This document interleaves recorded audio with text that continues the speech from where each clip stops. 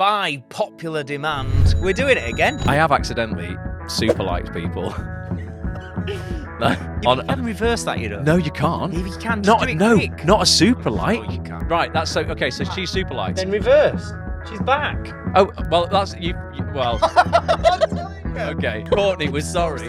Was sorry because she's thinking he likes me, he hates me. He likes me, he hates me. For those who don't already know a bit about your story, do you want to just tell us? I have OCD. And I was at your house the other week and I said to you, well, go and clean up in the kitchen. I went back to the hotel and sat in bed and went, what if you knocked the gas knob on the hob? And what if there's now gas leaking in Matt's house? And what if now there's an explosion and you blow Matt's house up with Matt in it? If I thought that table was contaminated when I had contamination OCD, I would not be able to touch it to clean it. I've never been on a plane for 20 years. The fact that once I get on and the doors close, I can't get out, and then the panic kicks in. Ross, you said there about how you would have never known with Helen, and I know it's a similar thing with you. So I went through my whole life just thinking I just had a bit dodgy eyes. My mum had dodgy eyes, that's all it was. The optician just said something about this thing, retinitis pigmentosa, what's that? She just goes like, silent. And I'm like, oh, I went and Googled it and it basically said you're going blind. My mum lost her sight completely at 60. She's had a few other issues as well. You don't know how far it's going to go for you. It's different in every single case. There's a chance I won't lose all of my sight, I hope, fingers crossed. It was very quick. He had a heart attack and he was gone, but I did get to spend those last few hours with him. I tapped him on the arm, I said, look after yourself, big man. And he looked at me and he just said, you look after your mum.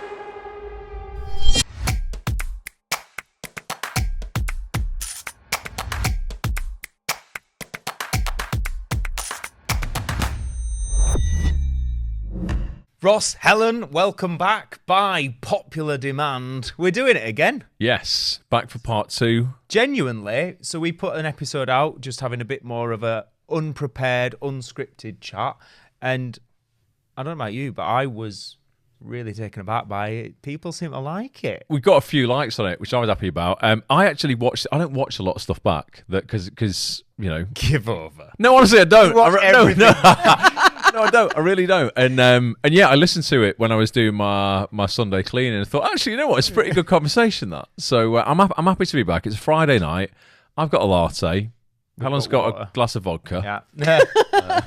By the way, let Helen don't drink. Oh, right. Sorry, Ellen. Just insulted her straight Relapse. Sorry, Ellen. Yeah. Ellen doesn't drink. Matt's got a vodka. But, well, you know yeah. what they say about the sequel? What do they say about the sequel? I don't know. Well, there's more pressure on the sequel. It's never as good as the first one. Album, yeah, syndrome or something. So we need to make this better than the first one. So hopefully you've got a load of notes there. And I ain't got any. Right. I have got a surprise at the end of this episode though, which neither of you know about. Right. Okay. But I'll save that, otherwise it will be a surprise. How are you both? Helen, how's things? Wonderful. I'm excited about this because I feel like we just left a lot unsaid last time. I feel like there was so much more we could have talked about and didn't. So I feel like there's a lot that we can talk about What's tonight. coming out? What do you want to talk about, Helen? Everything.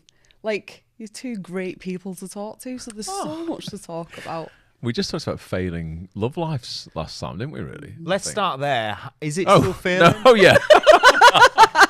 Absolutely. Yeah, definitely. Not got. I mean, how many weeks ago was that? Not got any better. Do you know what I'm finding, right? And I'm guilty of doing this as well. Anyone who's on the dating apps, Hinge, Bumble, I mean, Tinder's pointless, don't you know? It's pretty rough. I'm guilty of doing this a couple of times because sometimes you sort of go, oh, I'm not sure about this person, so I'll like them. And then they like you back, and then they send you a message, and then you think, oh, I wasn't sure. Now, oh God, now it's gonna be really awkward. Like, and you end up kind of like, you either ghost somebody, but then, and that's horrible. But then when it happens to you, you hate it. I don't know. It's a minefield. It's a minefield. Maybe I just need to commit more and just go, right, I'll give everyone a chance. I don't know. But it's not got any better, basically. Still looking. If there's anyone, where's my camera? If there's anyone out there. Yeah. That's why he does this show every week, just in the hope he's going to find someone. So yeah, basically, just either I've ghosted people I feel awful about, or they've ghosted me. And I'm like, but sometimes they'll message me first, and then I'll message back and think, all right, here we go. I like this one. I mean, I don't know what I'm saying. I'm clearly saying something wrong because no message back, Ellen. So maybe you should look after this at what I'm sending and go, no, Ross. Maybe you need a woman's perspective. Let's get them out. Get it out. No. We're definitely not doing that. In private, we'll do it in private. At Nando's. There's so many innuendos, by the way. You're going to get it out for Helen in private. Yeah. We're talking about his messages. Helen, on the dating app. I'll get it out for you, Nando's. After this. Yeah. I always did say What? If I wasn't already married, I would marry Ross Grant. So there you go. Bloody hell! Right, I'll leave you to it. I didn't know that. Intruding. I didn't know that's what you actually I always always did say. say that to Matt. I'm like, if I wasn't married, I'd marry Ross. I see so. I don't understand why he's single. Well, I mean, we covered this last time. I don't really. To Maybe be it's honest the with you. DMs. I think it's We'll have a either the DMs or I'm just not going out in the real world because I'm just spending so much time still behind a computer. I think it's that. Honestly, when you were just describing there about dating apps and one person goes to the other and then you goes to, I think it's just that whole landscape. It's not. We're not designed to date in that way. And what I think it is like I don't ghost people because I'm a horrible person. I'm just a bit like, oh God, I'm not quite sure, so I don't want to lead someone on and then suddenly go, oh no, it's kind of not for me. I'm like, right, if there's something on their profile I really like, or maybe it's just, I mean, you have to go off the physical, don't you, on dating apps? That's basically what it is. That's why you have all your pictures up. So if I'm not sure, I don't want to lead somebody on. And then I guess they're kind of doing the same thing. They go, oh, maybe he's all right. And then I go, oh yeah, she's all right. Match. And then they go, oh, I shouldn't have clicked on him. Or maybe they just did it by accident. I have accidentally super liked people. You can reverse that, you know. No, you can't. Maybe you can. Just do it quick. Not a super I'm like. sure you can. Once that's gone, and I think, no I'm so you sorry, I can't. didn't mean that. You definitely can't reverse it. 'Cause how cruel would that be? Ross just But they super wouldn't- liked they you, might not and see he it. took it back. no, because you get a notification. I'm gonna try it now. You definitely, Stop. you definitely No. can't I've take not it got back. any internet. It'd be so Don't unfair. super like somebody. If That's someone super like cruel. me, and then I got really happy, and then they took it back instantly, I'd feel. I mean, I'd just. Yeah, but I what's don't that going to do think- for you? Surely you wouldn't know. It's not like instantly It goes. is. You've been super like this Actually, second. It is definitely gonna do it does. as well. It definitely does. I apologise to the female population of the world. I'm Yeah. trying to rectify this. Edit all this out. They definitely do this to us. Oh yeah, they're just as bad. Helen, I'm telling you, women are just as bad, if not worse. Right, I've got Courtney. Right, super liker. You won't be able to reverse that. How do I super? I don't think I've What are you on? super liked anyone. Tinder. So swipe up, and it'll turn blue. It'll go, and you might, and unless you're a cheapskate and you haven't. Oh, bought- she's actually quite hot. Well, just do it. And watch, you won't be. Did it go super like? Right, and then reverse. Where? Right, she's back. No. Oh wait, that didn't super like. Yeah. So that's now. How do do you I get? super like? Well, you just did press the superstar blue thing. Right, done. Yeah. Right. That's so. Okay. So Back. she's super liked. Then reverse. She's back. Oh well, that's you. Well. I'm telling you. Okay. You Yeah, but- idiot. Look, I'm just putting super likes out, making people feel nice. There's nothing wrong with making people feel nice about themselves, Matt. No, but then you ignore them. No, that feels terrible. I'm sorry, I've done it all wrong. I think that's more gentlemanly. If you've accidentally super liked, to just leave it. Yeah, leave it. Leave 'Cause it. then they be. might just think. Don't retract it. Yeah, then they might just think, oh, he's. She has not. I've just done it to her 3 times. She had not had 3 notifications. Courtney, could've, whoever yeah. you are. Courtey was So sorry. sorry. Was sorry because she's thinking he likes me, he hates me. He likes me, he hates me. He likes me. Is that what I just did? Yeah. Honest to God. So yeah. So basically, no. To answer your question, it's not got any better. If anything, it's got worse. But I'm hopeful. I'm forever the practical optimist. But I think I need to get out there in the real world because then you don't have that. Oh, I'm not sure about someone. You just know, don't you? I think so. Because you meet them in for 10 minutes and then it's like, right, okay, I know whether there's any spark there or whatever. Just a different vibe, and I think Yeah. it's way more than the physical when it's in person. Yeah. Because you get, I know it sounds like a bit cliche, but it's like the aura, the energy. It's that you're like, oh, there's something about you. And if I'd have just seen a picture of her, I might not have Yeah. clocked Yeah, onto yeah. that. Well, what about are you talking about your, or are you not talking about that?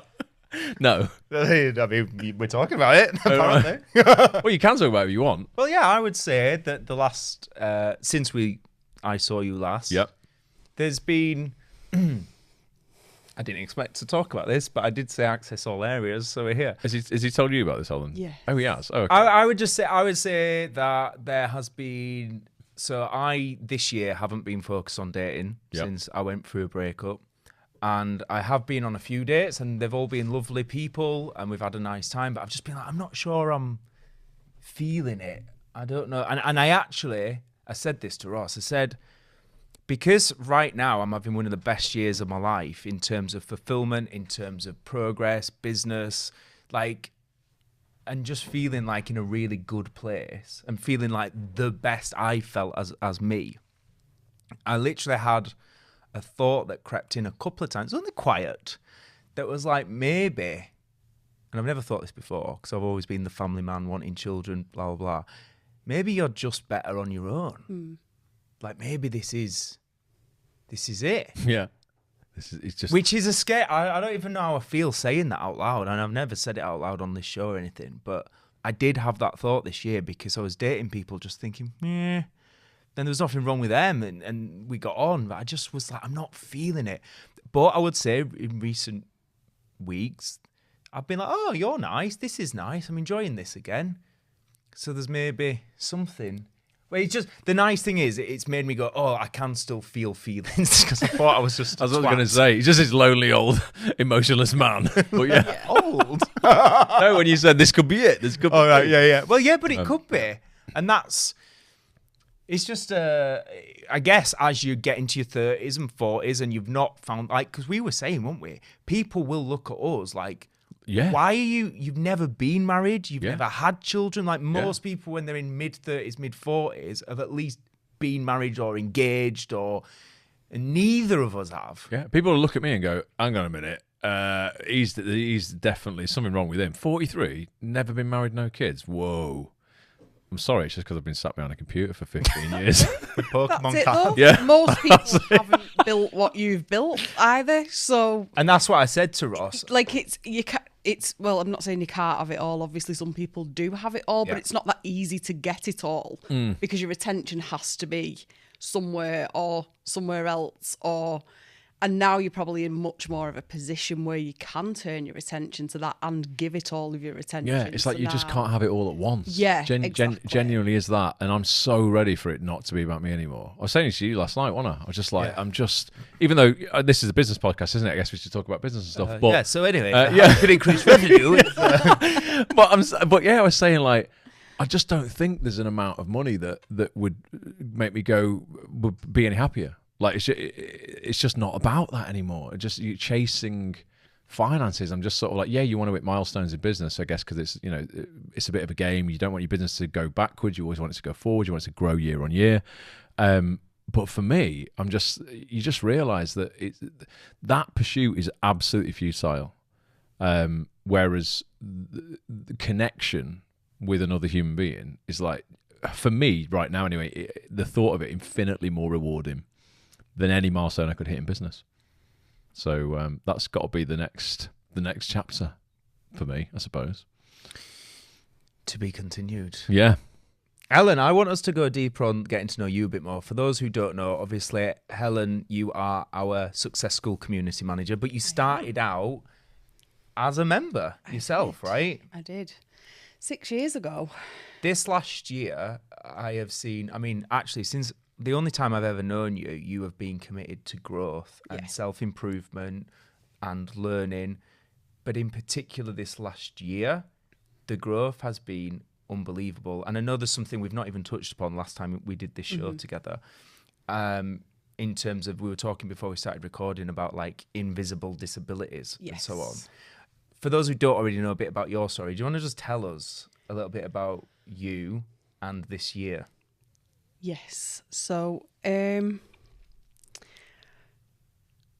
don't even know how to go into it, but I have OCD, which is obsessive compulsive disorder, and there's a lot of stigma and misconceptions surrounding OCD and obsessive compulsive disorder. So for a long time, I've suffered from it and not talked about it outwardly, because every time I've tried to, I've been met with complete misunderstanding and people playing it down or just judging, so I just didn't talk about it, even though I've spent decades of my life being entirely debilitated by it. I've just hidden it, which is very common for people with OCD. And in the last sort of 18 months, 2 years, I've gone through what they call exposure and response prevention therapy, and have pretty much, to the extent that you can recover from OCD, recovered, which generally speaking is, well, I spent 20 years not being able to. So it's absolutely huge that I've now been able to get to this.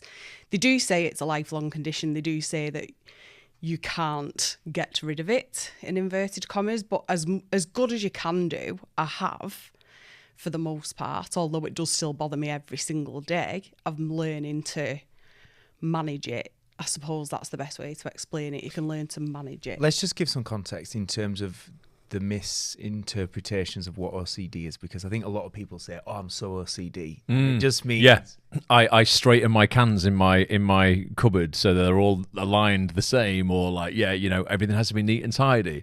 That's not it, is it? Well, getting to know you has really helped educate me on there's actually different types of OCD, right? Yeah. So people that have OCD, people generally think of OCD and they'll think of like Monica from Friends and running around cleaning everything and everything has to be perfect. And whilst cleanliness can be a part of OCD, it generally is a lot more than that, and it's a lot more debilitating than people think. You enjoy cleaning and you like things to be clean, and actually it's a compulsive, debilitating disorder that actually, if you've got real contamination OCD, if I thought that table was contaminated when I had contamination OCD, I would not be able to touch it to clean it. Yeah. You wouldn't be able to. So that's where the misconceptions are completely... Like, I could have put 3 pairs of rubber gloves on and still not be able to touch that table, because there's no amount of reassurance that could make me believe that, like, the germs can't get through the gloves. And you had that? I had that. Wow, okay. Yeah.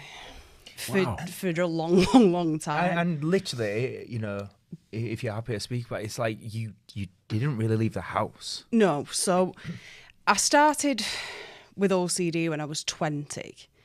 And I think it was linked to trauma, to be honest. Now I've unpicked it and I can look back from a clearer perspective. I had an experience when I was 20 where I nearly died. I had internal bleeding. I don't even, like, do you know what? I'm just going to be open and talk about it on a podcast, even though, really, there's still some shame surrounding it and all the rest of it. I think it's important to just be open and honest, so I'm just going to say it.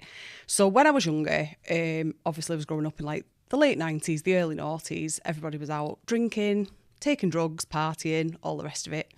I was no different. Went out, used to recreationally take drugs with my friends and stuff. Was one of the unlucky ones. Went out, took drugs, and then ended up with internal bleeding. And nearly died. So I had to have blood transfusions and then lost all the blood again. Wow. And they were like, we can't get to the bottom of where you're bleeding from or why it's happening, but we also can't just keep giving you another 6 pints of blood. Like, we have to get to the bottom of it. So I didn't even admit it at first to the hospital. And then I was like, I'm going to die if I don't. So I told them that I'd took drugs. And then somehow they got to the bottom of it. But after that, obviously that level of trauma and fear, and like I did that to myself, like I completely changed then. And I was like, I stopped drinking, I stopped taking drugs, and I was like, just massive regret, really. I beat myself up about it a lot, completely changed my ways. But then the impact that had on my life as a 20-year-old was couldn't go out with any of my friends anymore because they all still drank and took drugs. So then it was like, well, I was just isolated and I was just on my own, and it was really traumatised from what had happened to me, because I think up until that point in life I genuinely just thought I was invincible. And then I had that realisation that like, oh, like you do things like that, there's a good chance you're going to die. Yeah. But then I became afraid. So I'd gone from being somebody that was like a massive risk taker that would go out and do things that I knew were risky, to being completely the other way, where I was terrified of everything. And I felt like really vulnerable and at risk of everything. And I think that's where the OCD then started. So then I started becoming afraid of anything that I consumed, because I kept thinking, but it could poison me, but it could kill me, but it could... So it's obviously trauma, isn't it, that's caused that. Trigger. It's triggered it. Yeah. And then from there, I became very, very frightened of food. Anything I consumed, anything I drank, all the rest of it. So then eating and drinking was a massive problem for me, and there was massive compulsions around trying to make sure that food was safe. So I would only eat things that were sealed, and then if anyone else was near me, I was frightened that they could contaminate my food. And then it just goes from one extreme to the other with OCD. The more compulsive you are with trying to keep something sterile or safe, the more extreme the fear becomes. So instead of like removing the fear, I was making it bigger. So then it would be like if somebody even just walked past me while I was eating, I was like, no, something could have got in my food. Or so it became that. So it just become really debilitating. But then with OCD, it just grew. So then it started affecting other areas of my life, and it wasn't just food and it wasn't just contamination, because it can literally infiltrate anything and everything. Obviously, you're in a very extreme high state of anxiety all the time. And with anxiety comes intrusive thoughts. So then I started developing like harm OCD themes where, and this is very, very common and people don't talk about it, but where I would have intrusive thoughts about harming other people. So then I became scared of things like kitchen knives, or because I felt like all the time I had to be super careful that I never lost control. And the thing with OCD is it's very ego dystonic. So whatever sort of person you are, so for me, I'm a very compassionate, like caring person. It kind of convinces you that you're the opposite of that. So it will convince you that you could kill somebody. Or now, bearing in mind I'm a vegetarian, right? Like for the reason you couldn't even... Exactly. I can't bear the thought of an animal being killed. But yet my own mind was convincing me that I was capable of killing somebody.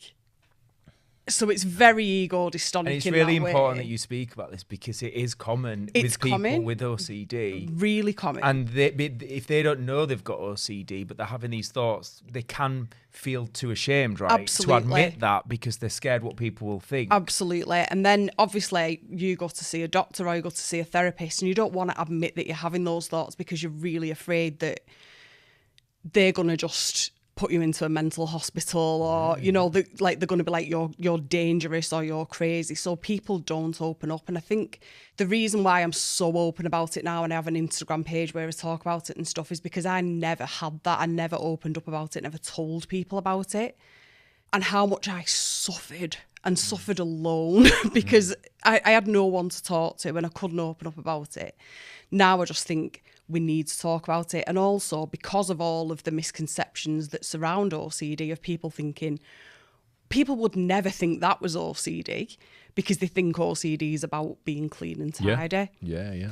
So it can present in many, many different ways. And over the years, I've had many, many different themes of OCD. This episode is sponsored by Dr. Tania King-Mohammad. She is the high ticket woman, the #1 best-selling author of the high ticket method, and one of the most sought after high ticket experts in the game.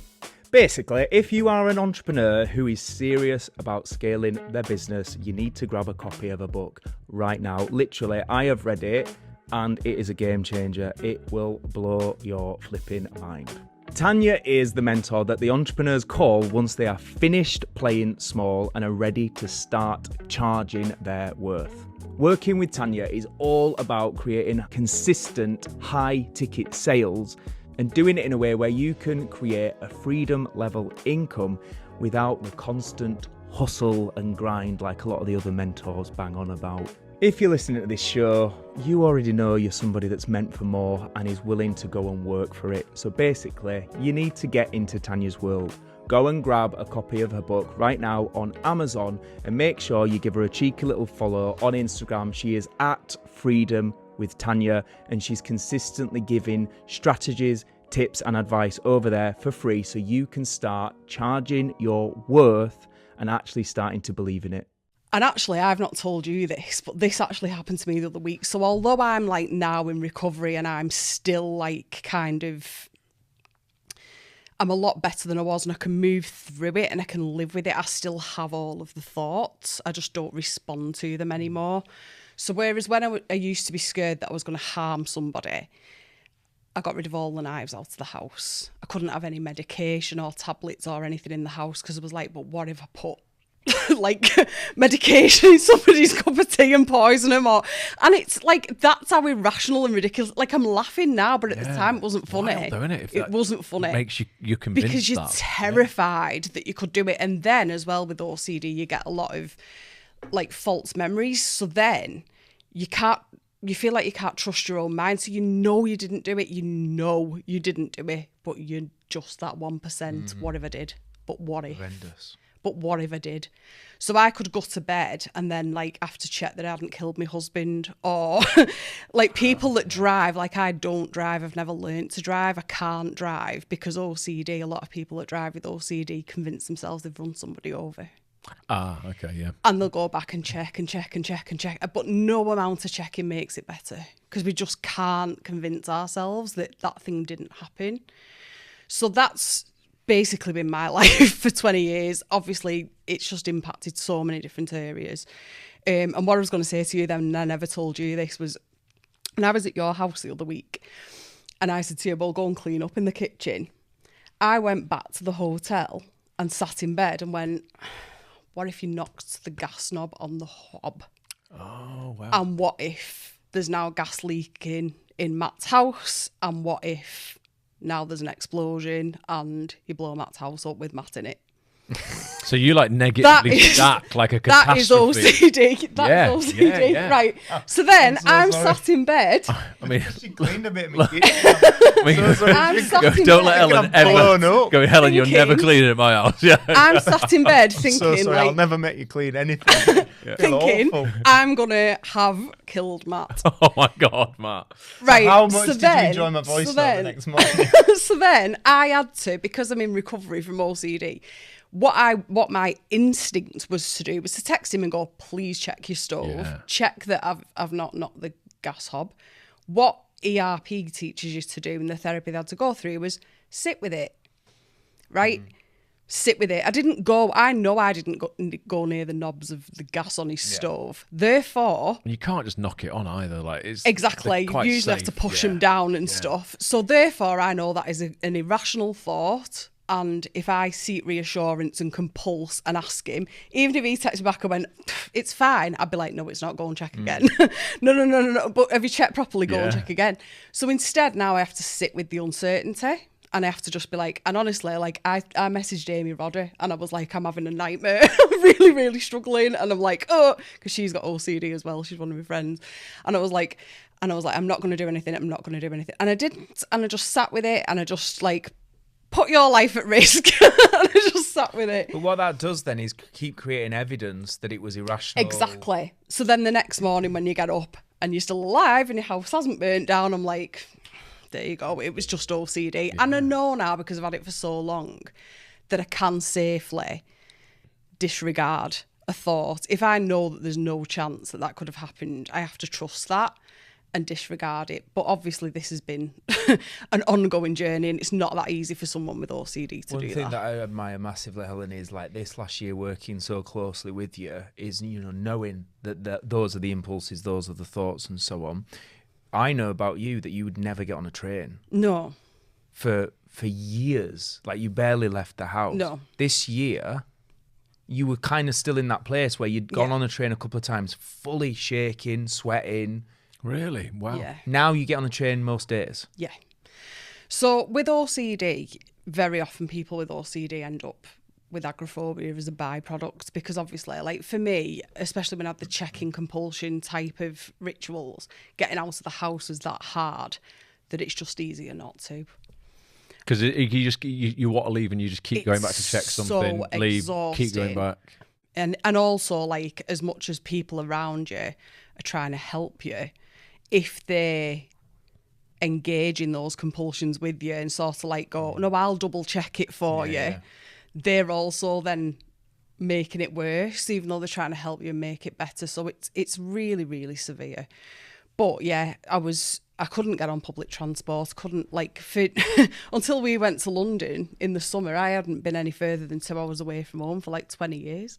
Wow. So how have you been able to, because I would never have known this like at all, and now you're That's sat, the reason it was important to talk about. I Yeah. think. yeah, you're sat doing a podcast, Yeah. After just getting off a train. yeah, in far away from home, and you seemed absolutely fine. Like what? Yeah. How have you? What have you done to? I ain't giving her a choice. Yeah. Well, part that, and I think Well, that's actually like we joke about that, don't we? But it's and we true, jokingly yeah. say I've cured her and stuff.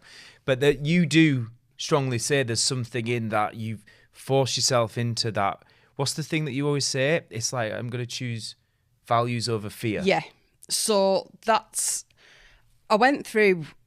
I lost my job 2 years ago, nearly exactly 2 years ago, and at that point, I was like, right, before I do anything else with my life, I'm going into proper OCD therapy and I'm going to deal with this properly. So I took 6 months and I had high intensity exposure and response prevention therapy, which is it's a lot. It's difficult. They do gradually and obviously in a controlled way get you to face all of those things and expose you to all of those things that you're really scared of. And I got that through the NHS, and you get 20 sessions, and they went through that with me, and it was difficult. Like I literally had to put myself in a place of like,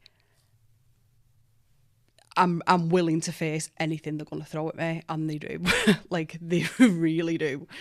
So I went through that, and obviously at that point, because it's so deep rooted, 6 months of that versus 20 years of being habituated into OCD. It helps and you start getting there, but it also doesn't scratch the surface because a lot of the work starts after. So then I just had to decide, once I'd gone through that therapy, like from now on, I'm going to choose my values over my fears. From now on, like I don't care what my mind says to me in terms of what bad things it tells me are going to happen, because it's like your brain's constantly sabotaging you when you have OCD. So it's like your brain is always coming up with like catastrophic outcomes to everything and then convincing you, and because you feel the panic and you feel the anxiety and it feels so real that your natural instinct is to just be like, no, I'm not going to do that, I'm not going to go near that, I'm not going to. So I decided, right, this is it now, I'm done. So I started to live towards my values and be like, I don't care how much fear I feel anymore, I'm just going to carry on. And that's huge when it's been practically a lifelong fear. And I Yeah. think everyone can learn from that in terms of, you know, when we do bring it to, we were saying earlier about like business or anything, like you quite often have to take risks. You have to do things that are scary. You have to stand on stages or whatever it is that you're doing. And you can literally feel so scared to Yeah. do it. But I love what you say there about it's values over fears. Like, what do I value more? Like, am I going to allow the fear to run the show? Exactly. Or actually, am I going to go, I value pushing through. I value having courage. I value doing it scared. Yeah. Getting myself out there and moving forward. And honestly, like, you know, we don't publicly talk about this a lot, but we have spoke obviously a lot, Yeah. me and you, and the courage that she's displayed this year. And, you know, very few people will know in our successful community who speak to you all the time. They'll have no idea that you've been through all this. No. And this year. And it's because you've just kept going, basically, fuck the fear. Yeah. Like, I'm doing it anyway. There's an acronym, isn't there, that people use, probably overuse for fear. False evidence appearing real. Yes. But that's like another level of it's it. Really, but it this. applies to that so much, Yeah. because that really is all false evidence that It must is. appear so real It Yeah. is. that it's so debilitating. Yeah. It's on a different level to just being nervous about stepping on a stage or I something. mean, it's absolute paralysing fear. So then when it come to going out and all the rest of it, they also, even though I'd obviously had agoraphobia for a long time, it was only when I went through that high intensity therapy 2 years ago that they actually diagnosed it. And they were like, you've got agoraphobia. But he said to me at the time, the therapist, let's deal with the OCD. You'll have to deal with the agoraphobia later. We can't do it all. So I did the OCD therapy. He told me to take 3 months out and then go back to the agoraphobia therapy. And I actually didn't. And then they phoned me and they were like, listen, what are you thinking? And I was like, oh, I can't take any more. Like, I'm already like, and she was like, well, it's up to you. And I was like, no, do you know what? Fuck it. I'll do it. Yeah. I'll do it. So we did, and started trying to get on trains. And you know what? That has been one of the hardest things, trying to get my independence back. What is it about a train? Is that because that's public, it's germy, bit dirty? So it's a lot of Can't things. get off. Yeah. It's a lot of things, but for me, the worst part of it is being trapped. Right. So, and that's definitely an agoraphobia thing. So, but then the OCD comes into it as well. So, I've never been on a plane for 20 years. You're adamant that we're going to be on. Oh, we're definitely going on a plane now. Right. Yes. But that's the same fear. So it's like the fact that once I get on and the doors close, I can't get out, and then the panic kicks in. And then I feel like I'm going to lose control and smash a window or hurt somebody, which is obviously absolute bollocks because I've had this for 20 years. Fine, no problem. But it's just this irrational fear. So slowly but surely, I literally started getting on the train one stop, get off, one stop, get off. And I was like, you remember that? It's only this summer that I did it. Really? And I was sending in pictures and my hands were like that, sat on the train. I was shaking. Good work. Terrified. And I just did it bit by bit. And I had some blips, and I had some times where I got on and I panicked and was like, I can't do it. And then I was like, no, get back on. Kept pushing it. And then I've just over time, and the thing is with ERP, what they teach you is like repetition. The more you do it, you can't be scared and bored at the same time. So if you keep doing it, the fear will dissipate. And that's basically, I've just been relentless with it. Like, and now I can get on a train. Like I came to Manchester on Wednesday. I came to you in Yorkshire yesterday, and I've come to Manchester again today. Trains on my own every time. And we're going to Nando's later. Yes. It's So going to be crazy. yeah, it's been tough. It's been the hardest thing ever. But at the same time, zero regrets, because it's given me my life back and my independence back. And I feel like knowing that has just fueled it more, because the more I think for a long time I didn't believe it was even possible. And I think being told that narrative when you get diagnosed, like, this is a lifelong condition. I've challenged you on that, haven't I? Yeah. And I think having those conversations, I've been like going, well, is it? Or is just because someone says it is, does it have to be? And, Yeah. And like, identity, isn't it? Yeah. it's because Yeah. it's like, if you believe it is, it is. If We you always question say- it and we always go, say you will act in a line with who you believe you are, and the Exactly. identity you buy into. and then a lot of what we spoke about in terms of how I can help you as somebody working very closely with you, and we're doing a lot together, has been like not allow you to talk about it too much or indulge in it in like, because it exacerbates it kind of does. thing. And that's what she said to me is, Yeah. I was like, what do you want me to do here? Do you want me to hold space for you to talk about it, or and a lot of the times you've just been like, just shut it down, tell me we're getting on with it. Let's just act normal. Essentially, let's act normal. Let's act like it's not there, and it's not there. Yeah. Like when we went to London, that was a massive risk, really, to get me on that train to go that far. But we just acted like, what OCD? It's not here.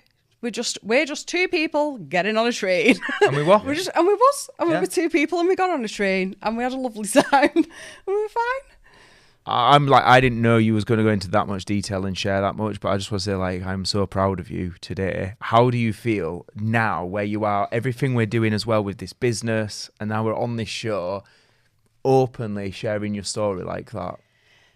It's scary because I know that there's a lot of misconception, a lot of misunderstanding, and when you talk about it, and I barely even scratched the surface on OCD here, even now, when I've gone in depth on it, but it is such a broad subject, and it is so severe.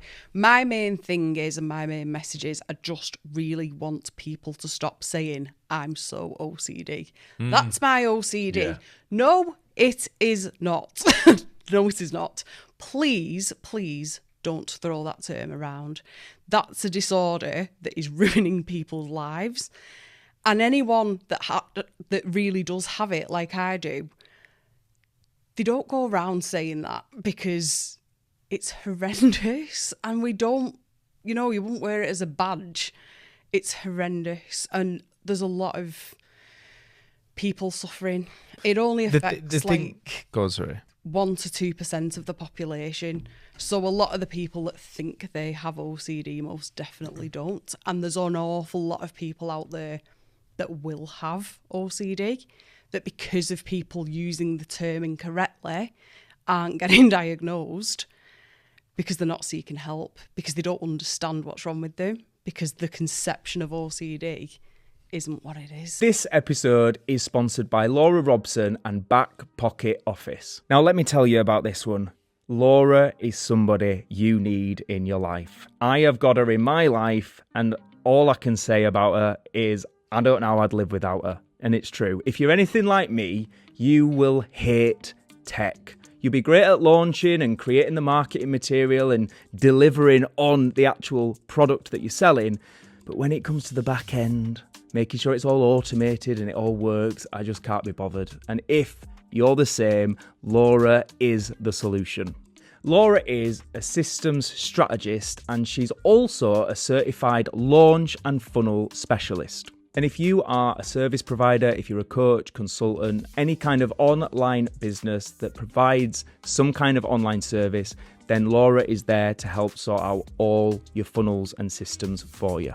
With over 14 years experience, she's somebody who's going to get you solutions quick. She's easy to speak to, very approachable, and just really friendly and nice, basically. So if you are ready to get your systems and your funnels all sorted for you and work with one of the best in the business, go check out backpocketoffice.co.uk and connect with Laura on socials. The links are literally right below this episode in the show notes. Go click it, and I mean this. Go and do it now. You will not regret it. That's why these conversations are so important, because it's not like people that are throwing that term around, they're not educated, and we can't be educated on everything, right? But No, conversations like don't this, know what they don't know. Yeah, exactly. That's it. Yeah. It's not. It's just an. That would help if people stopped throwing it around. And also, you know, if you do think you might have it, if things I've said have hit, and you know, I spoke at a live event, didn't I? In the summer, and we talked about my OCD, and I had 3 people come to me afterwards crying. 3. Saying, I've been through that, I had them thoughts. It can happen, especially to women after they've had a baby. Tends to onset late teens, early 20s. It can happen in childhood. If you are in doubt, go and talk to somebody. I promise you, people in white coats are not coming for you. yeah, and you need help. They will Get the understand, help. and Yeah. you will get the help. Yeah. Wow.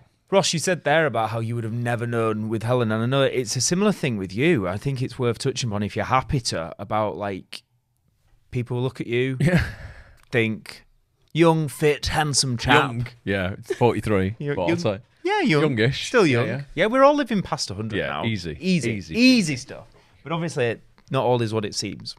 Yeah. So, well, I've spoken to you about this on a podcast we recorded years ago, but I'm dead open about this. I've been my whole life. So, I've got a degenerative eye condition called retinitis pigmentosa.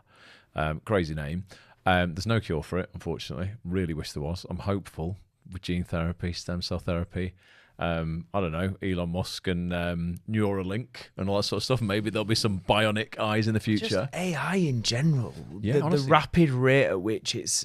Medical research. I am really yeah. hopeful for you that we're talking 5-10 years. We should hopefully... I'd love it. I'd really love a cure, because it basically, over the course of your life, it robs you of your eyesight. So there's nothing you can do about it. It starts off when you're, I think, sort of like in your early teens, maybe a little bit before. I just always knew my mum didn't have very good eyes, right? I didn't really know why. Just was like, you grow up, you're a kid, you don't really, it's just the way the world is, isn't it? You don't really read too much into stuff. And yeah, my mum didn't have great eyes. And I needed glasses as a kid. That was literally, it for the big milk bottle glasses, though, like a right geek at school. But apart from that, I just thought I was just totally normal. Everything was fine. And when I was getting into sort of like, 11, 12, 13, I'd noticed, like, when it came to dusk, like sort of like when it's not light, it's not dark, and we'd still be out playing footy or something like that, that suddenly I'd be like, hang on a minute, I'm really struggling to see here, boys. And all my mates were still playing football, kicking the ball, and I was just like, this is a bit hard for me. Or we'd go behind the school. I lived near a school, and we'd go and play in the playground. when school was closed, we'd still nip over the fence back in the day and play football. And you'd go into the playground at night time, and they'd all be running around like, you know, playing footy, and I'd be like, wow, I just basically can't really see anything. How old were you? I was about probably 11, 12, 13, something like that. Around that, I remember it being about that time when I started to realise that my night vision wasn't very good, because retinitis pigmentosa affects your peripheral vision. So when I look at you, I have no idea you're there, Helen. I can't see the microphone. I can see a bit. Oh, see what I mean? Wow. I couldn't even see that was there. I was going to point to this bit of studio arm here, so I can see this little bit, and I can see your face, Matt, but I can't see anything else. I'm aware there's light coming in here, but I can't see my hand, and I can't see my finger until here. Mm-hmm. So it starts off a little bit wider, but as you're getting older, it comes in and in and in. So I started noticing that my night vision wasn't very good, because it affects your night vision and your peripheral vision. My peripheral vision was wider as a kid, so you know I wasn't aware there was anything much wrong. I just knew when I was running after a football, I had my head down looking at the ball, I couldn't see anyone to pass the ball to. So I'd always I wouldn't read anything into it though. I just think that was how I was, and I'd just be telling people, just shout to me. I need to know where you are. I'll hear where you are so I can cross the ball. I was pretty good at football, you know. It's one of the best goal scorers on the primary school team. Obviously. So I just played football a little bit differently, but I didn't know I was doing it differently. And it wasn't until, sort of got to 17, my mum and dad hadn't told me I had this, and the consultants at the hospital back in the day, and I'm grateful for this, their advice, I don't know if it's great advice, their advice was, don't tell your kid he's got this, because you will limit his sense of adventure and risk-taking. Nowadays, we wrap everyone up in cotton wool and monocle everybody. I'm sure it's like, tell him and don't let him go out of the house and don't let him do anything. I'm a bit like, I've not got kids, but if I ever do, if I can ever find, where's my camera? Just making an appeal. Making an appeal. Again. To all the ladies out there. That's what he's here for. If you don't mind someone who's just going to bump into shit in the dark, that's fine.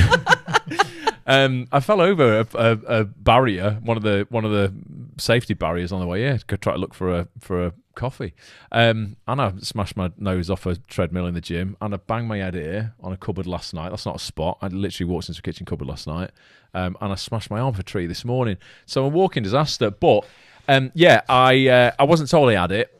So I mean, I think back, like I went on scout camps, right, when we did night walks. I couldn't see a freaking thing. And thank God there was a guy called Ian who would stand in front of me in a white T-shirt. And when I think back, I mean, this is wild, right? I so could have died. We were walking across waterfalls, just balancing on a log at night with like a 30-foot drop either side. But I had no idea. I was just holding on to him. Guide me, Ian, it's fine. My eyes aren't great in the dark. I didn't know I had a disability, though. So I went through my whole life just thinking I just had a bit dodgy eyes. My mum had dodgy eyes, so that's all it was. 17, right? Just turned 17. I go to the post office to get my provisional. Just turned 17, go to the post office to get my provisional driving license, and immediately afterwards I'm going to a contact lens checkup at the opticians.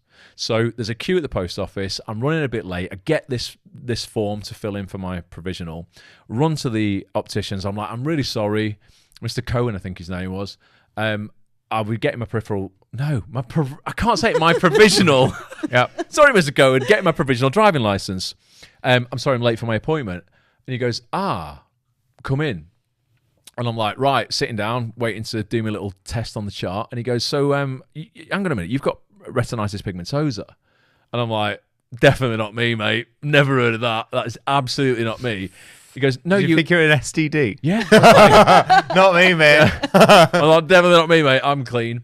And he goes, no, you have. And I went, no, honestly. I mean, if I had that, I'm going to know I've got it, aren't I? It's such a crazy name. I'm going to know I've got that.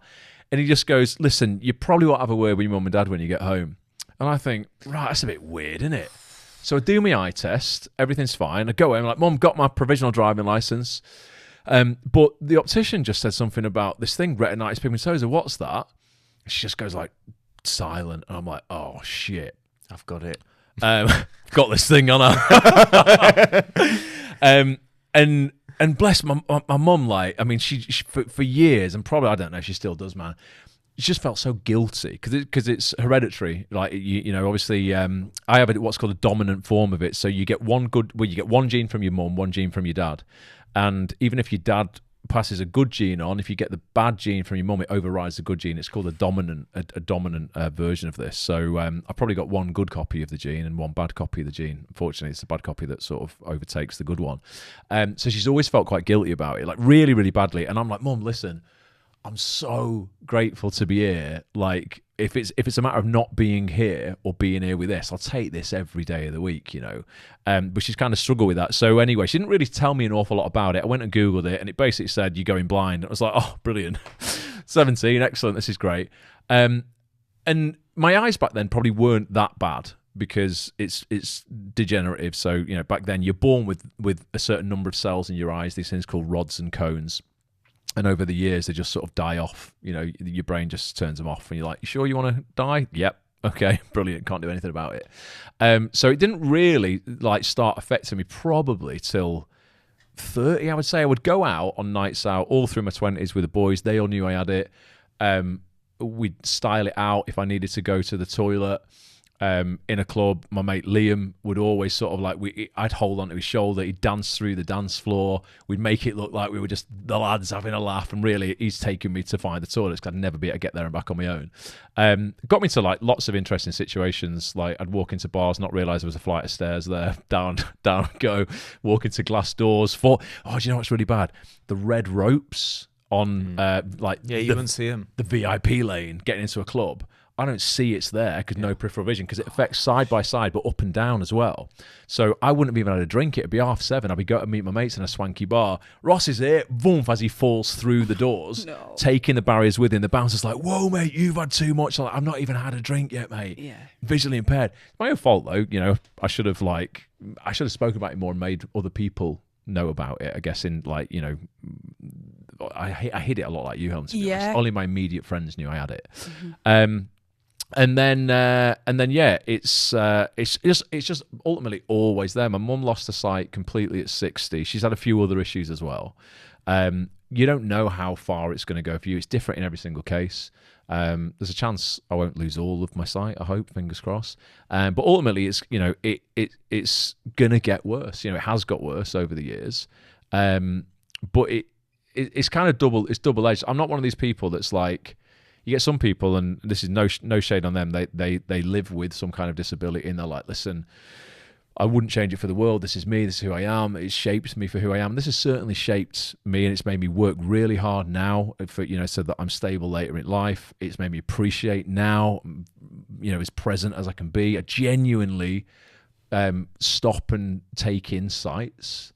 I used to always walk across this field on the way back from the gym, and sometimes in the summer, like genuinely, as cliched as it sounds like, it's just that when it's a beautiful morning, I'm just stood there looking at all these trees and the clouds and the sky and the sunshine, and you do just think, wow, this is like, it is pretty amazing, isn't it? So it does make you sort of really value seeing stuff now. But equally, I'm like, I think, you know, it's made me great in some respects, but I think I'd have probably been all right anyway. I was born with great parents, owe my mum and dad an awful lot, great family. And I am one of these people like, if you can wave a magic wand and change this, wave it now, because I think I'd be even better with 20/20 vision. Yeah. So yeah, OCD for you will have made you tenacious, you know, really, you know, just kind of you've turned that adversity into your advantage. You know, it will have made a lot of your life in terms of kind of, you know, made you a stronger person. But equally, I'm sure if I could just eradicate it for you now, 100%. You'd probably go, I'll probably take that. Yeah. So yeah, I'm certainly of that ilk, and I'm confident, you know, there will maybe in my lifetime be a cure, but it be more for my mum, because my mum's 73, and I mean, she hasn't seen me in, I don't know, 15 years. I mean, I speak to her every day, and I see her in person, but in terms of, she doesn't know what I look like. She doesn't know. She's probably never seen my niece. She saw my nephew as a baby. He's 18 now, but she won't know what he looks like. And she's still so positive and optimistic. And like every day, I admire her so much because she's got no real reason to have to get up at a particular time. She's 73 now. Obviously, doesn't work. And she's still up like in the morning, like sort of 7-8 o'clock. She'll get up. She's still every day even though she doesn't really go out or see anybody, get up, make sure she's presentable, showered, does her hair. She's got this little thing that tells her what colour her clothes are, so she makes sure she's coordinated, and she'll get on a treadmill. She loves audiobooks, so she's obsessed with them because she can't read, but she loves. She could read. she did learn to read, but she can't see to read. And she listens to audiobooks while she's doing her 10,000 steps a day on a treadmill at home. Wow. And I'm like, there's just no. I just think. Put it this way, I know where you get a lot from now. Yeah, there's just no sort of like stopping her in terms of like the pride she still has and just the get up and go and the motivation and the optimism. I was like so fortunate to have that growing up, and my mum was always just like so practically optimistic. And my dad was my dad's no longer around, unfortunately. He died in 2006, but he was such a hard worker. Like, it was all for him. It was kind of like, don't give me a problem, give me a solution. And you just work through it, basically. You work hard. So I had this sort of like real positive energy from my mum and this practical optimism, and also this insane work ethic from my dad. So even, I know I would have been all right thanks to them, regardless of whether I had this. This has definitely fueled me on, and it's made me work harder, and it makes me put the hours in, and it's given me incredible discipline.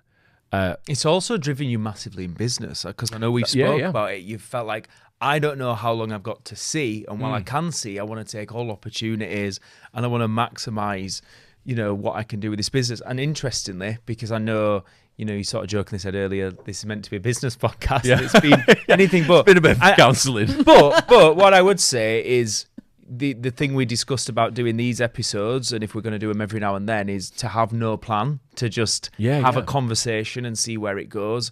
And I think like the theme that I'm hearing that can be applied to life, but also it's a big thing in business, is resilience. There is going to be challenges, there is going to be tough times. What you both embody and display is absolute resilience, determination, and it's not going to define you. You're going to do everything you can to still, you've built an incredible business. You've got a community of over 1,000 people in your membership, people every day positively impacted as a result of your business. The work that you're doing with us at Success School, and again, all the people that day in, day out are so grateful for you. And, you help them not just in terms of being the Success School community manager, but you do mindset coaching and life coaching now for members and things like that. And it's like, that is the message I'd love for people to take from this. Definitely. There really is, you'll agree with this, Helen, that there genuinely is massive advantage within that adversity. And what I would say is every single person who's watching this will have stuff that we have no idea is going on. I didn't know you had all that. Many people don't know I have this. Everybody watching this will have their version of it. I always sort of say, look, everyone's walking around with their own bag of shit. My bag of shit is this. Your bag of shit is OCD. Yeah. What's yours, Matt? Loads of bags of shit over here. Which one do you want me to pull out? Bin bags of it over here. And that's the thing. And it's always looking for the good within the situation, excuse the pun, that you cannot currently see. And that's the thing for me. Anytime I'm faced with real adversity, my dad's died.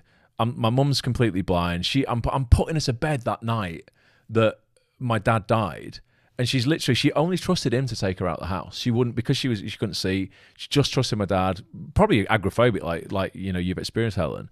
And I remember I was walking up the stairs in my house that night. My brother's in bits in the other room because he didn't get to see my dad that day. He was coming up from London. He didn't make it in time. I did, thank God. I got to spend some time with my dad in the hospital. It was very quick. He had a heart attack and he was gone, really, really quickly. But I did get to spend those last few hours with him. And I'm putting my mum to bed, and she says, "Ross, I'm finished. And I'm thinking, fuck, all the kind of coaching and stuff that I've done in my own life, I'm thinking, right, what would I say to myself right now if someone came to me with this problem? And it really is literally a matter of going, what good is there in this situation that I cannot currently see? And as wild as that sounds, when shit is really, really bad, you just go, right, this, if anything, if the only thing I can get out of this is actually, Ross, you know what, this really is an opportunity to step up to the plate and grow through this. If that's all you've got, just roll with that. And the last words my dad ever said is the best gift he ever gave me. I didn't know he was going to die. I had no idea he was going to die that day. We were leaving him in the hospital, and I was supposed to go back and see him in the evening. They were going to do an operation on him. And I tapped him on the arm. I said, "Look after yourself, big man." And he looked at me. He just said, "You look after your mum." And that was it. And we never said another word to each other again. And that for me was like, right, you know, fucking regardless of this condition or not, that's got to be like the biggest motivator in, you know, in my life as well. And it's like, it was just that opportunity within that adversity to go, right, how can I use this to my advantage? And everyone watching this will have their version of that. You'll be going through something and there will be good within it, an opportunity within it that you just might not be seeing right now. And if you look hard enough, you'll find it. And I think as well, it's hearing people open up about these things and hearing their stories, because I know for me, a massive thing for me was when I was in the early days of being coached by Matt, was hearing you. Right. You were one of the story. first episodes. Ooh, it was about episode 5 or 6. Yeah. It was like really early on this show. I interviewed you as a young whippersnapper back in like 2019. I remember because you came round to my Came flat. round to I your think. flat. Yeah. Me and my cousin. It was Dan. Yeah. And that episode, you were just a listener of the show. I don't even Yeah. think you joined the membership at that point. It was one of the first it was like 5-6 episodes in. Wow. And you said straight away, didn't you? Yeah. That was a real life-changing episode. really was, And now you're on the because- show with him. I know, because listening to your story, I think a lot of the time with me, and obviously it's mental illness as well, but I felt sorry for myself and I felt like a victim and I felt like there was no way out and I was stuck like that and why me and all of that. And actually hearing you talk, and it was during, I think one of the episodes you did was during COVID as well, and you made some really good points in that one. But I remember hearing your story and then thinking, what the fuck is your excuse? Right, okay. What the fuck is your excuse? Like, he's facing all that and he's getting on with it and he's built a business and and it kicked me up the arse to be like, do you know what? Yes, you've got all of this adversity in your life, and yes, your life is a lot harder than other people's is, but at the same time, does that make it impossible? No. No. And there'll be people watching this. There'll be someone watching this who is going through something 10 times as bad as both of us combined. And they'll still be able to push through it, or they might already be flying through it, you know, and they're listening and they just relate to this. I think about this often. There's 8 billion people on Earth, or thereabouts. I think 8.5 billion. And this is a really sobering thought. I don't know who it is, but my heart goes out to them. Somebody is coming last right now. Yeah. Who is the 8.5 billionth worst off person in the world? Because there will be. We are in the top 1%, even with all this shit. There's someone out there who is literally coming last place on Earth, who is coming 8.5 billionth. And that is way tougher than anything we'll ever face. Yeah. Perspective. Wild when you think about it. I think that was the thing you gave to me, was perspective. When I listened to that episode and I was like, you know what, he's been born with that and there's nothing he can do about that, and he's building a massive business and he's doing all this stuff, and like, is it going to be easy? No. Can it be done? Yes. And the minute I realised that, I was like, as you said, I was on that journey and it took me a long time. My recovery has not happened overnight, has it? Nope. And it's took years, but I started, and I think sometimes you just need to hear that. So if anything else, I hope from this and people hearing us talk about this, there's people sat at home going, well, if they've done it, even carrying those things, I can do it. Because it does wind you up when you hear people, like, we put on events and stuff, don't we? And people will go, oh, I can't come, I've got anxiety. And I'm like, are you kidding me? Like, I understand anxiety is difficult and I understand it's a struggle. But at the same time, please, please, please, please understand that the only way out of it's through it. Yeah. And the only, like, you can either I've lost 20 years of my life to anxiety. 20 years. I'm only 42. It's nearly half of my life. Yeah. Half of my life. And so when I hear people be held back by it now, I just want to grab them and be like, listen, whatever not it's doing going to this. take, you're really going to have to go and get the help that you need.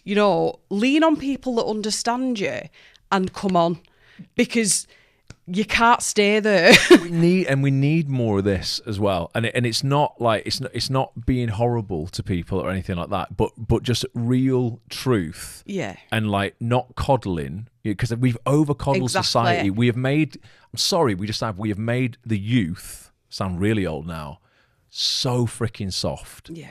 But and very unresilient, and it is some of the strongest, most rounded successful people I know have faced the worst of the worst, way worse than this. I mean, one person who was really inspirational to me, and I reached out to, and we had some conversations over email. Is a guy called Steve Wynn, who's one of the richest men in the world, and he's got retinitis pigmentosa. He owns a lot of Las Vegas. He basically, was one of the people who first sort of built up Las Vegas. He owned the Bellagio, he owns the Wynn Hotel. He was famous for putting his elbow, because he had no peripheral vision, through a Picasso. I think he wiped off $40 million off it. It was his own Picasso. He'd sold it, and then his wife, I think, said, "Can I come and see it for the last time?" He said, yeah, come to the office. And he was sort of gesturing to it, and he just heard a rip, and he'd put his elbow through it. He laughed about it because he's bloody rich. But that for me was like, well, I'm going to find someone else. There'll be someone else with OCD who's smashed it in life. Find someone who's got your shit, who's got a similar bag of shit to you. And if they look like you, sound like you, and have the same shit as you, and they've done well, you can too. You can too. Yeah, absolutely. It really is possible, like for everybody. And we just need sometimes to give people tough love, and just go, come on, like, I know it's hard, but it's freaking hard for everybody. That's ultimately how they got me better as well. When I had years of softly therapy that didn't work. Didn't help Doesn't me. work. And then I had to go through this exposure and response prevention therapy, which was grueling and exposing me to everything I was terrified of, and not just to a point, to the worst case scenario of absolutely everything. But look where I am now. Yeah. Look where I am now. Yeah. So different. Are you ready for your surprise? Oh God, yeah. Matt's got a surprise. No, I'm not. I don't. We ain't got a lot of time now, so okay. you're gonna have to. Is it a good surprise or a bad surprise? Well, this has been a deep episode. So the question is, are you ready to go deeper? Yeah, totally. Yeah. Okay. I'm not bothered. So we can always edit it if it gets horrendous. Okay. I'll decide. You ain't getting edited. I'm joking. So I saw something that was a feature online the other day, and I really liked it. You can ask ChatGPT to ask you 6 questions. Oh, okay. Wow. That were going to help you find out more about yourself than you currently know about yourself. Wow. Brilliant. So I've got the questions. Okay. Yep. I'm an open book. And obviously, like I said, this show, when we do this, it's all different. We're just throwing different things in. So I thought this is a new feature. I love it. All right, question 1. Are you ready? Yep. So these are 6 questions to help you find out more about yourself than you already know. And I don't want you to censor. I don't want you to edit. I just want you to both, one at a time, tell us what comes to mind. So the first question is this. Ladies first. When was the last time you felt completely at peace? And what specific moment made you realise it? Genuinely, with OCD, never. And I genuinely mean that. I never feel at peace. I never feel it. That's the one thing. I answered a question on an OCD page, and it said, "What has OCD taken from you?" And I said, "My inner peace." I never feel peace. So never. It's interesting because I relate to that a little bit because there really is barely a second, honestly, genuinely a second that goes by in the day where I am not conscious of my visual impairment, just for safety reasons. Literally walking through the streets here, navigating to Piccadilly, getting a coffee. I mean, I walked into a bollard. Wasn't very good. It's dark outside. Like, you have to be really careful. I nearly stepped out in front of a car.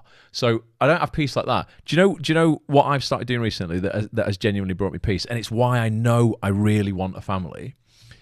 Is a friend of mine had a baby 6 months ago. Shout out to Rachel. Her little son Orson is 6.5 months old, and I'm super grateful to be his godfather. I am the godfather, and every Wednesday, I am God. That's probably on the Tinder profile. Yeah, Now we know. yeah. We concluded. Every Wednesday we go out for breakfast. And we go really early because I have to go really early because obviously I work all day, generally like 15 hours or something like that. So I'll meet Rach probably 7 o'clock in the morning, and I'm going to be so present with this little boy and Rachel for 3 hours till 10 o'clock. And we'll go and sit in this place called Lily's opposite my flat on this lovely big sofa. Barely anyone else will be in there because it's super early. I'll have a coffee. It's my favourite thing. My breakfast will be being cooked. And I'll have this little 6-month-old baby in my arms.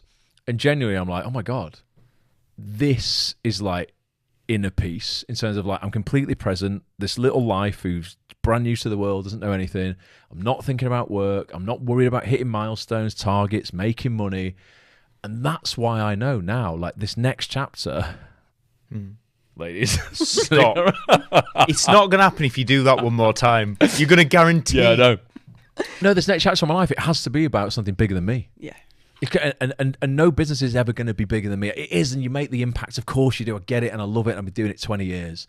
But for me, those moments where I just go, oh, this little like bundle of life that doesn't know anything, this would be fun to nurture. So I've had peace on Wednesday mornings for a few months. Yeah. Oh. Right, just so you know, you're going to have to both answer Okay. much quicker. Okay, sorry. Because we're going to get kicked out. Okay. Although, do you want to know what mine was? Yeah, go on. Yeah, what's yours? It was a year ago this month. Well, last month, actually. A week or two ago. And I'd just done my first proper launch. Yep. We'd done over £18,000. I was on a beach on holiday with my girlfriend at the time, and I just remember being there going, like, I know business is going well. It's ticking over without me at home, and I'm here with my partner. And I actually think that's the last time I felt, and I think like since then it's just been go, go, go. And that's not to say I hadn't had moments of gratitude, but I've always felt a bit like you both refer to, of there's always something to be aware of. Yeah. Always. Yeah. And I think just realising that's important. But it also tells me a bit like what you're saying. That tells me that stability of being with somebody, and that's where peace lies. Maybe it isn't. Like, I said this. Coming back to what I said earlier, maybe I do need to be with somebody. The last podcast, But you I've said got to me, that, and I still feel like that. So Go, sorry. like I say on the last podcast, you said to me, "What's the definition of success?" And I said, "Peace." Then and like genuinely, that's what I'm chasing now, as opposed to the other, the other milestones that a lot of people chase. Okay, question 2. If you could go back and give your teenage self one piece of advice that you never got, what would it be? I'm going to just bring it back to my eye condition. I would say worry less, only because what I would do, I know I rob myself of some joy because, again, I'm very practically optimistic. As I say, get that from my mum. But what I would do is, like at 20, I'd be worried about what I'd be able to see at 25, and I'd rob myself of some of the inner peace there. And then I get to 25 and go, oh, it's okay. Your eyes might be a bit worse, but you're all right. You're doing okay. And then I go, well, what am I going to be like at 30? I get to 30 and go, actually, Rush, you're all right. You're doing all right. And I wish I had worried less about the degenerative nature of this condition. I think, like you, worry less, and you're stronger than you think. You're way, way, way tougher than you think. Yeah. Mine was similar. It was just, it's similar to worry less, but do you know what like came to my mind was enjoy being you a bit more. Yeah. Constantly thinking about what you want to change and what you want to be better, and instead of just actually appreciating, like, I get to be me. Nobody's ever going to be me. Nobody has been me. Just enjoy it a bit more. All right, number 3. If you imagine your life 10 years from now and everything has gone even better than you'd planned, what would a day look like in your life? Oh, go on, Ellen. Oh, I'm on a beach. I've got on that plane, and I'm on a beach. Oh, yeah, you got it on the plane. Yeah. Yes! Yeah, Yeah. on the beach. Margarita. I Non-alcoholic. Or maybe it will be by then. Maybe. You'll be, woohoo! Yeah, It's that red. pina coladas. Fucking cock and everything, motherfuckers! For me, I'm going to bring it back to family again. I love the beach and stuff like that, but I would love a big house not in the city anymore. I'm getting a bit Old. get a bit done with city. I'd like get a bit old. But yeah, I'd like a Flat cap. No. Kind of like, a little ranch somewhere, in the countryside, still accessible travel because hopefully I'll be able to drive in the future. Maybe I can't at the moment, obviously, because of my eyes, but in 10 years, maybe there'll be a cure. But yeah, I would say family, finally finding someone to share my life with. Nice, farmhouse style property with a big, they call it an Arga. When you go to the kitchen, it's like this thing that's always on. Is it an Arga? It's like, you know, you put wood in it and it's actually like the flames. like a proper, it's like a cooker, but like it's fueled by logs and stuff. I don't know, couple of dogs, little outhouse with a podcast studio in like this. Although we'll still come here, don't worry. And I can just, you know, I can do all my business and stuff from home, still doing it, but like have my own studio, have a gym on site. Nobody worry, you've maybe also got a job. Yeah, maybe a little pool. And I don't know, maybe a couple of kids, not even just one. Wow. I think I'd be happy with that. Like, yeah, I'd be happy with that. Okay, question 4. If there is a belief that you've totally changed over the years that really went on to change your life, what was it? Ooh. Can you think of anything that springs to mind? A belief that I've totally changed.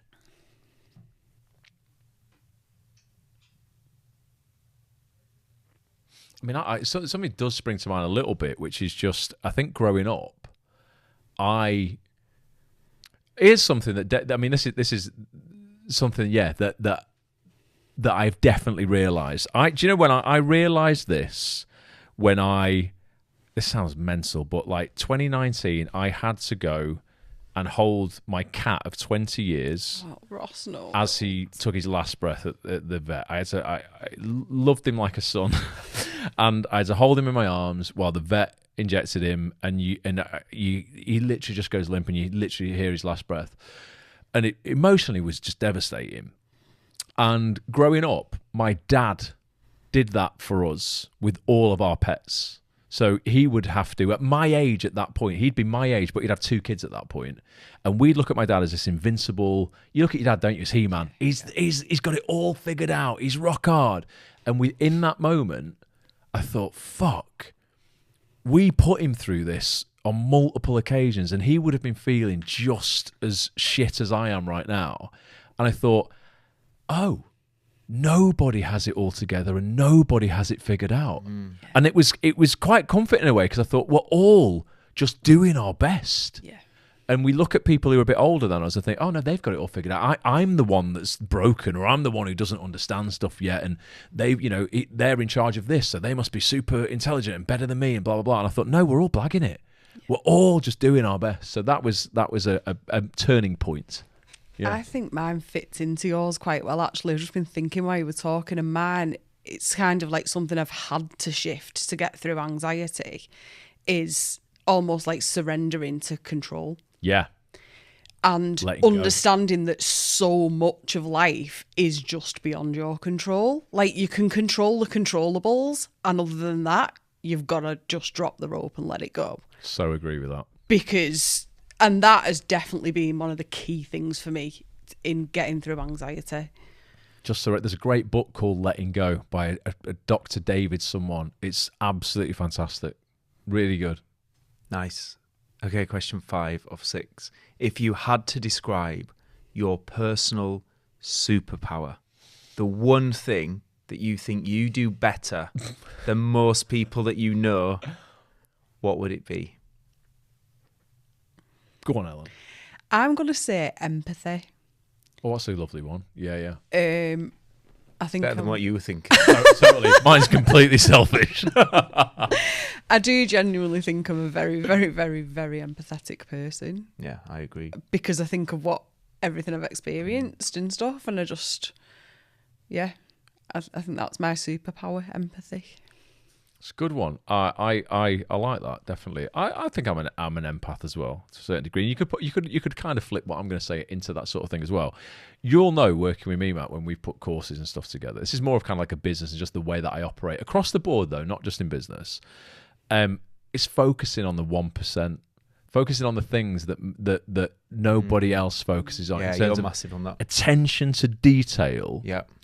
And I'm going through this with the editor that you put me in touch with. I'm having to explain I'm probably a little bit crazy compared to the other clients you work with, because I will literally work on a 1 pixel level. I go, that needs moving up 1 pixel, whereas everyone else is just, they wouldn't care. Yeah. So I think focusing on those 1% improvements that over time can compound into massive advances. In the quality of your work. I think my attention to detail, even with dodgy eyes, is pretty spot on. What's yours? I think when I first answered that, I was thinking it's my ability to be motivational, but still be relatable and have Yeah. a sense of humour. Yeah, I don't see many agree. people do that. Yep. They're, Yeah, you are good at they're either motivational, but it's all like, get the fuck up. You're a shit person. If you don't wake up at 4 o'clock in the morning without an alarm clock, you're a loser. Yeah. And you go, hang on a minute. I know that guy who says that, and I look at him and think, but you look half dead. You need sleep. Yeah. You don't need to get up at 4 o'clock in the morning, pal. You need to get your head down. Matt does this voice. Have you noticed? Matt does this voice on his videos where you self-deprecate, or it's a voice that you do. I don't know what it is. It makes you more relatable in terms of, but you always do the relatable part of something in this voice that's like an alter ego of yours. Watch your videos back. He does it, doesn't he? Yeah, he does. I don't know what it is, but you go. Yeah, it's almost like you're mocking yourself when you do it. Yeah, But he goes like even more. He goes even more northern, doesn't he? He's like, it was like, kind of like that. That's what you do. But I watch your videos and I laugh at it and that I like it because you aren't taking it all dead serious. I'm Mr. Business. But people still get value. Yeah. And motivated. Yeah. 100%. And I think that's something I don't see people. I think you make things sound achievable, which is good. All right, last question. If you had to sum up your legacy or the impact that you hope to leave behind in just one single sentence, what would it be? He gave more than he took. Even if it's just 1%, 51-49. yeah. I think that's mine as well. I You're just not allowed it. You can't have that, Alan. I've always said this though. I just want to leave the world in a better state than I found it, kind of thing. I just want to leave everybody I meet in a better state than I found him. As long as I can do that, I'm happy. Ross, Helen, we meet again. Not a very round table, No. but a great chat nonetheless. Triangle, isn't it? We've Yeah. gone in a little triangle here, and yeah, we touched on many different things. We'll do it again at some point. Maybe. And maybe next time, Ross will have a girlfriend. Maybe. He definitely won't. No, some things never change. We'll see you then. Right, Nando's. Yes.